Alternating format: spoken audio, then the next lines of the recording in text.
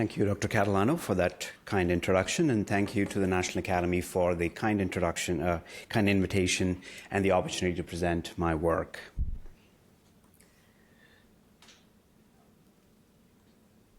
So just to kind of briefly outline what I'm going to be presenting, why is there a need for protein amino acids during pregnancy and lactation, what are the current recommendations, and whether those current recommendations are appropriate, which are then measured using our novel stable isotope method. And then the key question, whether our recommendations or our findings, are they relevant in the overall context of the diet? I think that's a key issue that I'll be addressing throughout. And I was also requested to talk about the protein supplementation issue, which was controversial for a while, so I'll briefly touch upon that.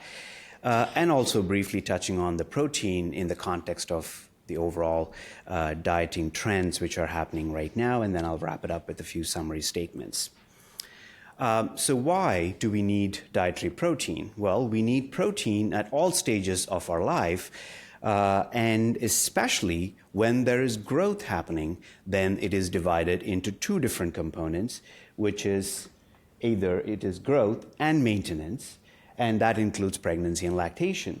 All other stages of our life will include maintenance needs. So protein needs and the subsequent amino acid needs are there lifelong.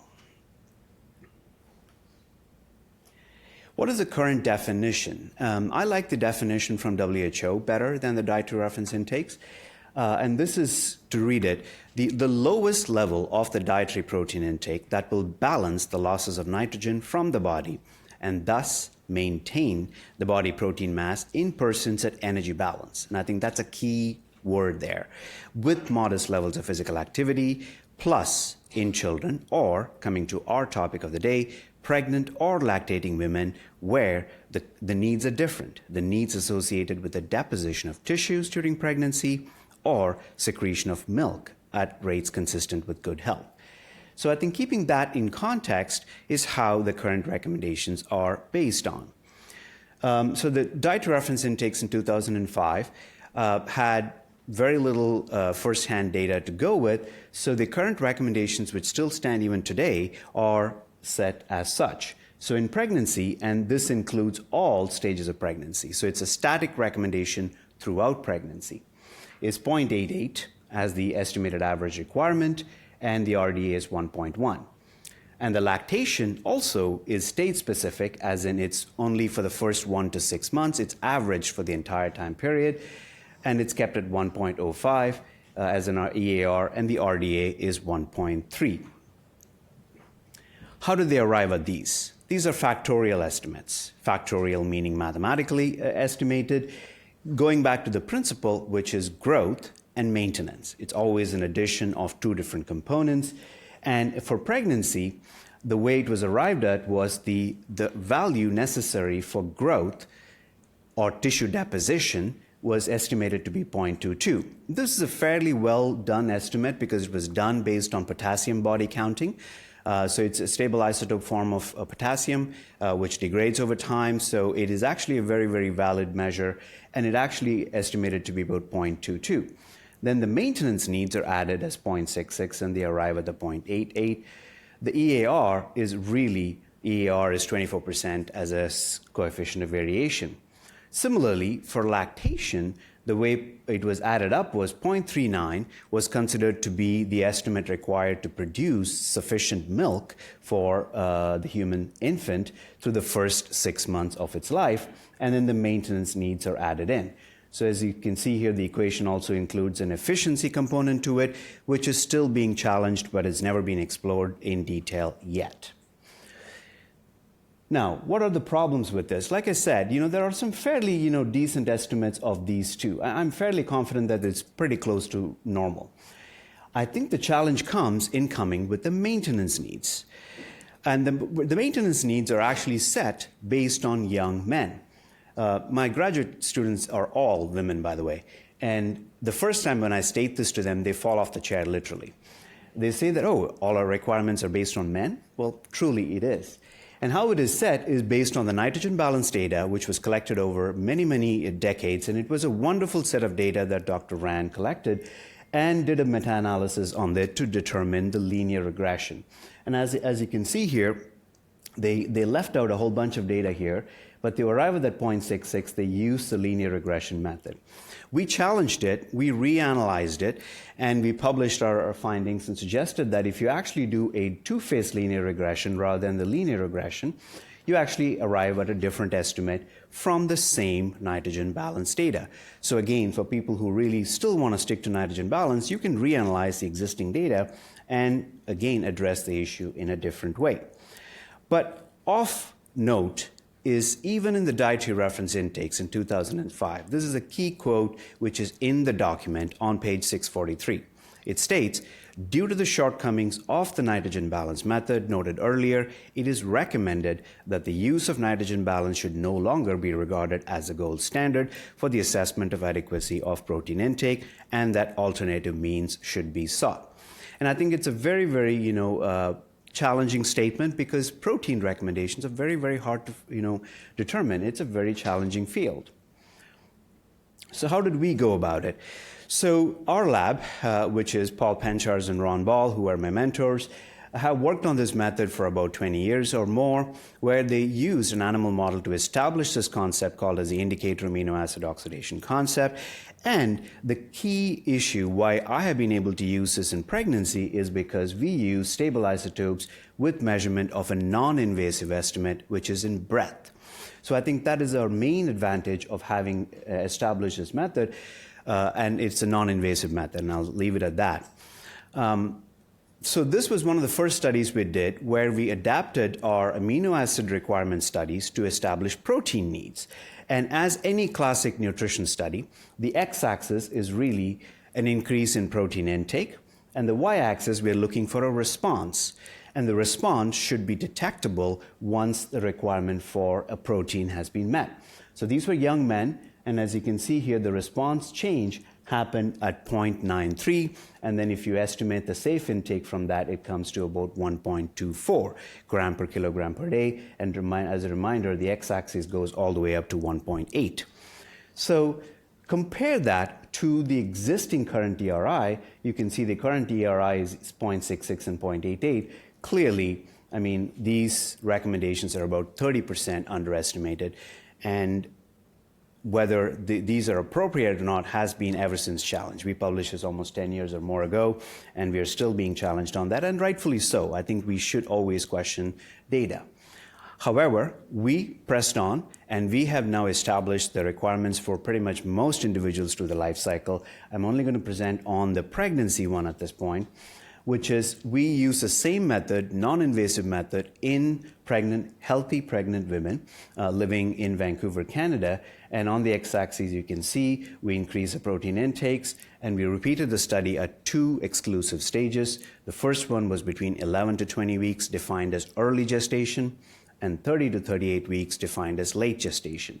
And we saw a difference in the breakpoint, 1.2 gram per kilogram per day in early and 1.52 in late gestation. The most important thing is not only are these significantly different from the current dietary reference intakes, there is a significant increase of about 27% as stages of pregnancy improves. So I think that is an important finding because the current DRI has a static recommendation for protein demands.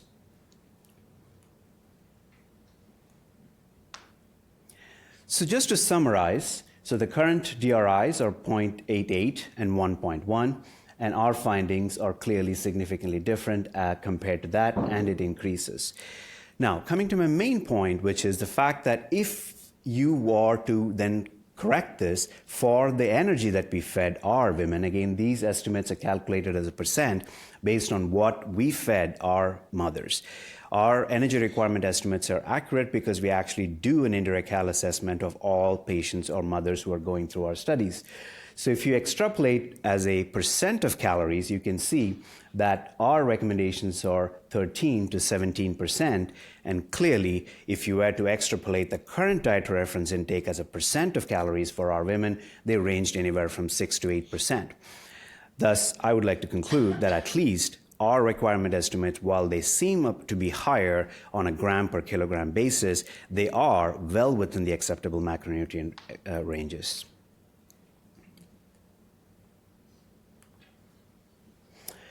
A couple of important points to note about the dietary reference intakes, that these are actually a minimum estimates and does not represent a ceiling or a maximum. And I think that's an important point to remember as we move forward. And also of point to note is that the protein recommendations are actually provided based on a high quality protein source being fed in the diet, and therefore, that also needs to be taken into consideration as we move forward. Now, how are the current protein intakes patterns distributed in a high-income country? So we address that by measuring about 212 pregnant women living in Vancouver, Canada, where we explored, again, during early, which is 16 weeks gestation and 36-week gestation.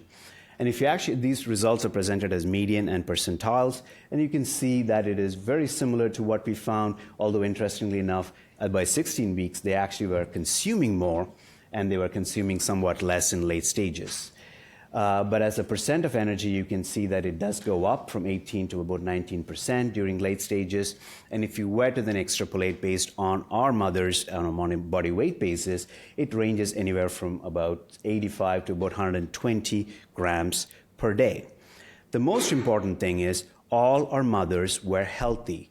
To begin with, their pre-pregnancy BMIs were all well within the normal range, and they had, in fact, above average 36-week gestational weight gain, and the outcomes were mostly between, on an average, about 3.5 kilograms. So I think what we're trying to suggest here is that these intakes do not lead to any adverse outcomes in a high-income country.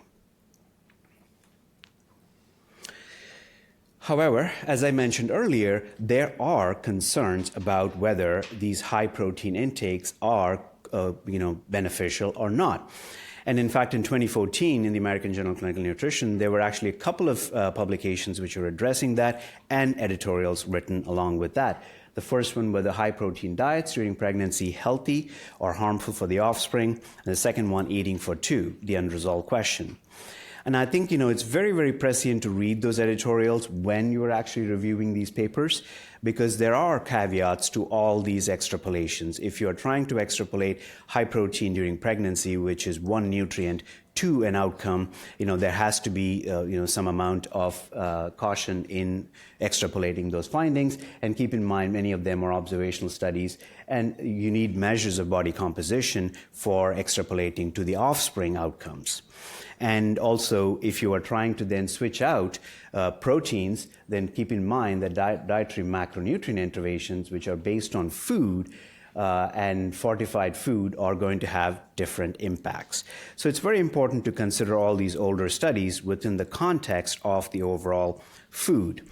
And in order to address that, Dr. Butta actually has published quite a few epidemiological papers on this one, where he suggested that perhaps one of the reasons why the controversy exists to begin with is because interventions during pregnancy with respect to protein has to be considered within the context of macronutrient balance. A balanced protein supplementation, which is protein providing less than 25% of the energy as calories, is considered adequate, whereas high protein would be anything greater than or equal to 25%. And of course, there is the other studies where people switch out nutrients. Now that also needs to be taken into account. And in his meta-analysis, Dr. Butta did not have many studies to go through with. And as you can see here, the studies that he did have were quite old, from 1973 all the way to 2009. And you can see here, his findings was that when there is a balanced protein energy supplementation, it results in a 32% reduction in low birth weight prevalence.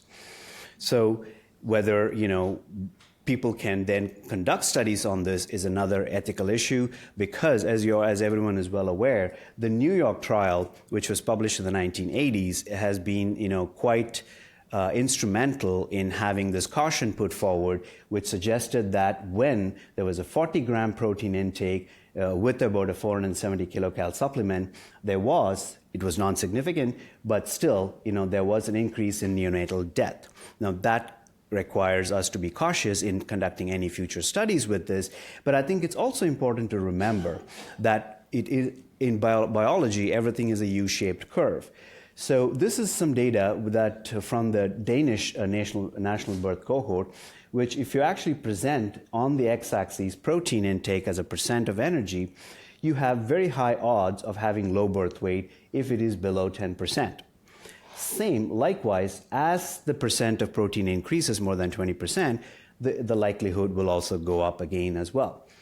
And if you look at one of the most successful studies which has been published, which is the Gambia trial, where the supplement was actually a 22-gram protein supplement and a 1,000 kilocal energy supplement, which started on much earlier in pregnancy, results in a 39 to 42% reduction in low birth weight. And key point to remember is that was only about an 8% supplement to go on top of additional food intake, which was happening at the same time. So I think it's important to remember, whereas in the New York trial, it was almost a 34% of energy coming from the supplement, which it was reported that many of the mothers did not then consume normal food. They assumed that this would suffice for their normal growth. So, I will leave it at that, which is the fact that it is important to remember that you always have to, take the overall thing in context. This was a study which was published in 2012 from Australia, which is the WATCH, the Women and Their Children study. And it's an interesting way of trying to present an observational intake data. And I'll put a disclaimer that I'm not an expert on analyzing this, but these are right-angled mixture triangles, which are supposed to express, based on intensity of color, whether if you express on the x-axis, which are all percent of protein in the diet, whether adequacy for individual micronutrients can be then explored. So each of these boxes here represent calcium, magnesium, zinc, vitamin E, iron, and folate, and the more red color represents that actually adequacy for that micronutrient is being met.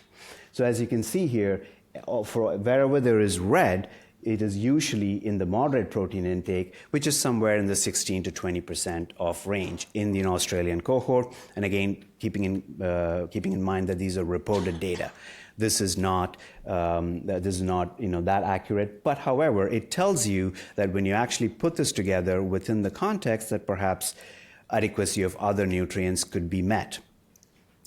And maybe I'll go back even older for presenting my case, which is the fact that perhaps the work by Agnes Higgins from the Montreal Diet Dispensary, this goes back to the 1960s and 70s, and it is worth revisiting that data, because this was a case study which was then presented by Dr. Janet King in 2000, where the Montreal Diet Dispensary, for people who are not aware, was actually a nutrition counseling clinic, and they provided food supplements. So again, this was not a protein supplement. Their focus was to give food. And what they were given were additional milk, eggs, and oranges. And keep in mind, they were also receiving additional nutritional counseling and various other health benefits along with that. But in this case, the mother had several siblings before she was enrolled in the Montreal Diet Dispensary, and these 3 babies were born after. And you can clearly see that the babies who were born after all benefited and were in normal body weight, infant body weight, because of involvement in the Montreal Diet Dispensary. Again, this is a case series, so we cannot really, extrapolate this to the real world. However, it is very, very prescient for us to to keep this in our mind. And just for people who are wondering, the food supplements on top of their regular diet added to about 35 grams of protein and about a 525 kilocal per day. I would just like to switch gears now and move on to, yes, we all need body protein, but where and why do we need the protein for? Ultimately, our body protein needs is for the individual amino acids, and as of 2011, WHO and FAO have actually defined that dietary amino acids should be considered as individual nutrients, and therefore requirements for each and every nutrient should be established moving forward. And this is also important within the context of protein quality, because when we talk about foods, not all foods have the same amount of amino acids. Milk and egg, as we talked about in the Montreal adult diet dispensary generally have very high amounts of all the key amino acids, lysine, methionine, and threonine. But if you were to switch to a plant-based diet, some of them will be lower relative to the high-quality proteins. So taking a look at our own data, which was published in 2015 in Vancouver, Canada, what we noticed was in the 212 women that we measured in early pregnancy and late pregnancy, they had quite a range of different food qualities, but keep in mind that it was usually dairy, which was a primary source, followed by cereals and grains. And the little hash lines here are the vegetarian women in our cohort. The number of vegetarian women were much less, but you can see that they were predominantly getting their energy from dairy as their primary protein source. We saw a similar pattern in late pregnancy as well. Now, why is that important? Well, when we actually recently looked at individual amino acid requirements across pregnancy, we repeated our study, as I presented before, for protein in early stage versus late stage. We noticed an increase of about 27% in protein demands. We then looked at lysine, because lysine is usually the first limiting amino acid in cereals. This is a non-pregnant need, which does not change in early pregnancy, but it increases by a good 25 to 30% by late stage in pregnancy. However, recently we just published that in phenolalanin's case, there is a significant increase early on in pregnancy, which also continues to increase in late stages of pregnancy. So I think the key takeaway from this is it is not proportional.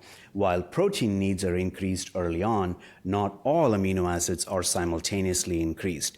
So I think that is an important point to note, because foods provide different amino acids, and our body's demands are also different for different amino acids.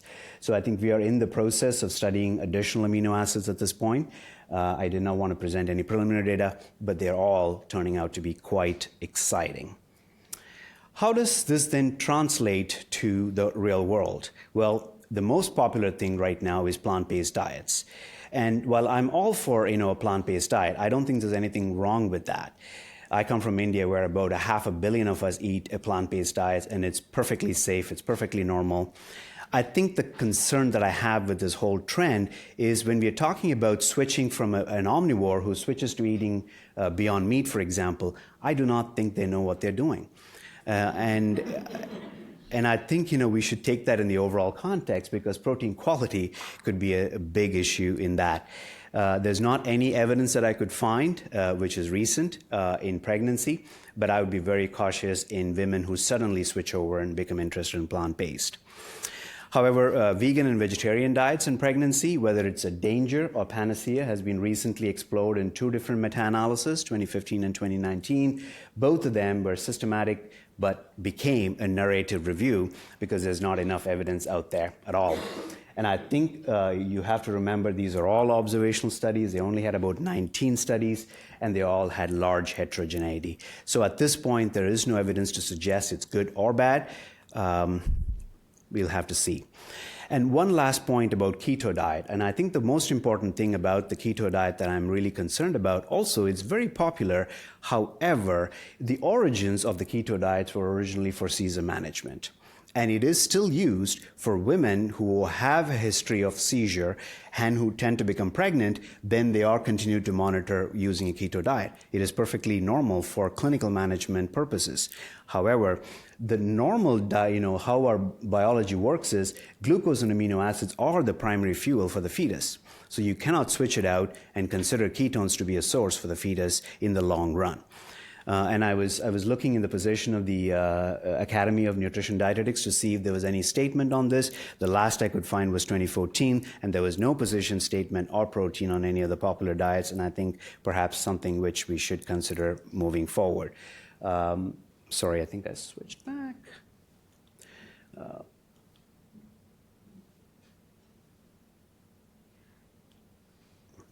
So just to summarize, maternal protein intake recommendations by the DRI are potentially underestimates. Protein in the diet must be balanced considering percent of calories and also mother's pre-pregnancy nutritional status. And I think that's an important fact to remember as well. Protein quality matters during pregnancy. We do not know how much, but I think it should be considered within the context of the overall dietary pattern.